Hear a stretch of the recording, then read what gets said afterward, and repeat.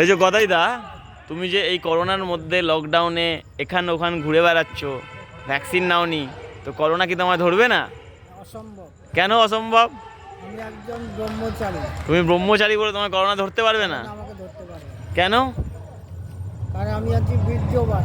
তুমি বীর্যবান, বীর্য ধরে রাখো। বীর্য ধরে রাখি। বীর্য, যারা বীর্য মানে ক্ষয় করে তাদের ফিকেল মাইন্ড হয়, করোনা ধরবে।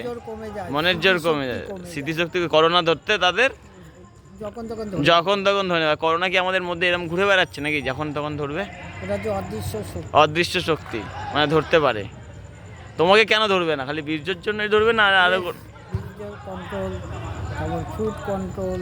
আচ্ছা, যোগ ব্যায়াম করি, যোগ ব্যায়াম করো, মেডিটেশন করো। আচ্ছা, এইভাবে যে তুমি তাও ঘুরে বেড়াচ্ছ, লোকাল ট্রেন বাস এত ভিড় ভাড়ের মধ্যে তুমি ঘুরে বেড়াচ্ছ, কখনো দুর্গাপুর, কখনো আসানসোল, কখনো বর্ধমান, কখনো কলকাতা, কলকাতার গলি গালা থেকে তোমাকে মানে দেখা যায় যে তুমি ঘুরে বেড়াচ্ছ। কখনো মাস্ক থাকে, কখনো থাকে না এই গরমের মধ্যে। গরম, শীত, গ্রীষ্ম, বর্ষা আমাদের কাছে সমান সমান।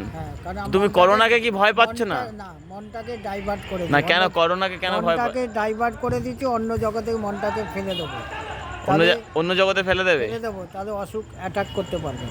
আচ্ছা, ঠিক আছে। একটা করোনা নিয়ে একটা কবিতা হয়ে যাক ছোট্ট করে, একটা গান, যেটা ভালো লাগে। পাখি তুই ঠিক বসে থাক, ঠিক বসে থাক, ঠিক বসে থাক রে, রাম কৃষ্ণ নামের মাস্তুরে। পাখি তুই ঠিক বসে থাক, ঠিক বসে থাক, ঠিক বসে থাক রে, রাম কৃষ্ণ নামের মাস্তুরে। ওরে বৃথা উড়া নড়া চড়া, বৃথা উড়া নড়া চড়া, কুল পাবি না অকুলে। বৃথা উড়া নড়া চড়া, কুল পাবি না অকুলে।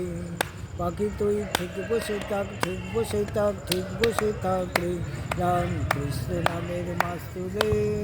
খুব ভালো, খুব ভালো। যেদিকে যাবি দেখতে পাবি জলে জলাকার, নাই রে অন্ত দিক দিগন্ত অপার।